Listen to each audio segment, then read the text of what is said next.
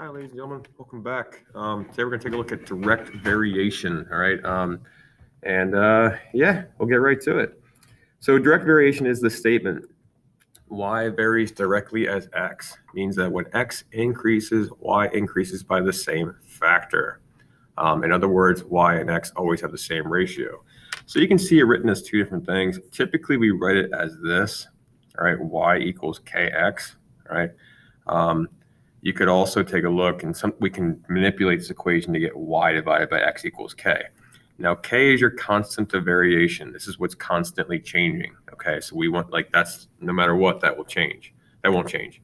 So if y varies directly as x, when we read it, y varies directly as x, we're taking a look at this little equation, y equals kx. All right, so they're going to say x equals 12 and y equals 9. So what we can do is we can substitute these values into this equation. 9 equals k times 12. And now we can solve for our constant of variation. Divide by 12, divide by 12. K equals 9 over 12. K equals 3/4. All right, what is the equation that describes the direct variation? Once I have this, we're going to plug it back in.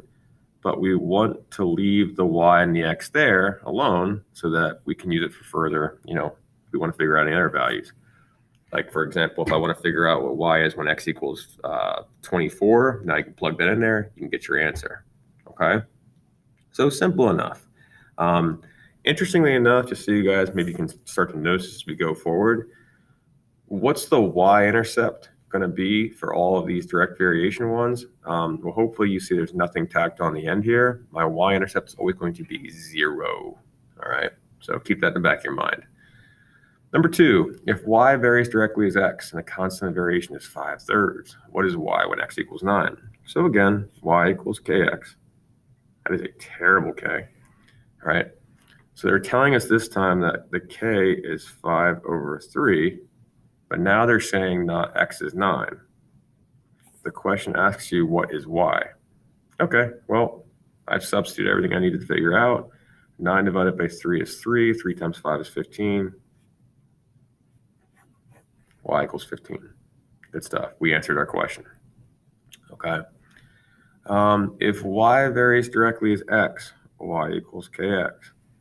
Y equals 15, x equals 10.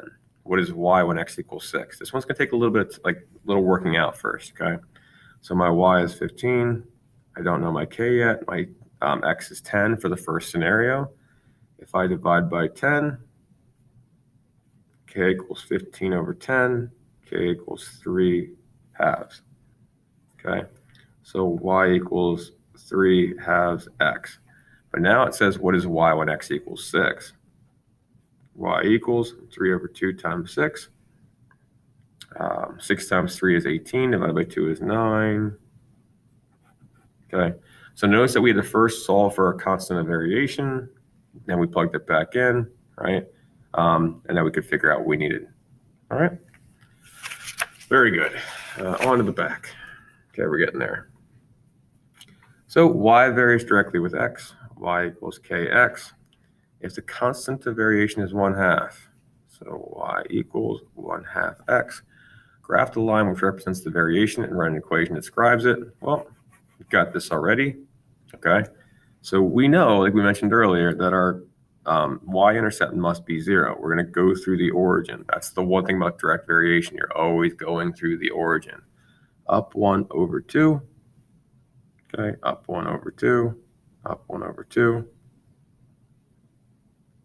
Okay, just showing you all the points. This is an equal or equation rather, so I know I can just do a straight line.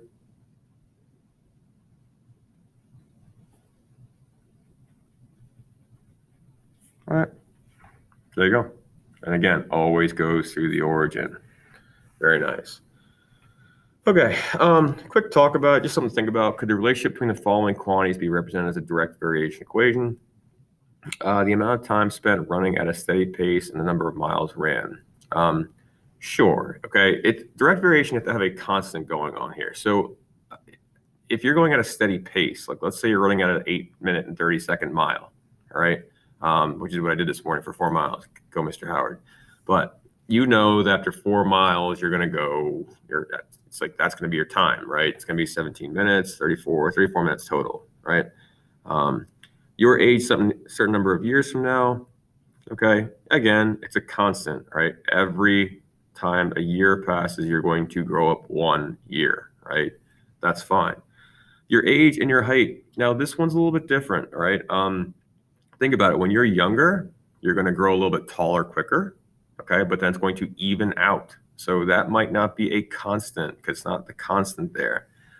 So that might not be a direct variation equation. The number of lawns you mow and the amount of money you make, all right? Now, again, we can argue kind of either way here. If you charge the same amount of money every time for mowing a lawn, let's say you charge $20, sure, that could be a direct variation because you know as it goes up, every lawn you cut is $20. But let's say, for example, you have a small lawn that you cut for $20 and you have a large lawn that you cut for 40. It wouldn't be direct variation. So that one could be kind of taken either way. The amount of gas you buy in gallons, the amount of money you pay. That one, again, depends on if the price per gas is a constant. Okay, it could alter depending on the time because, right now, gas is always changing the price of it. Okay, so there's a lot of things you can use direct variation with. Just something to think about. Yeah, keep up the good work.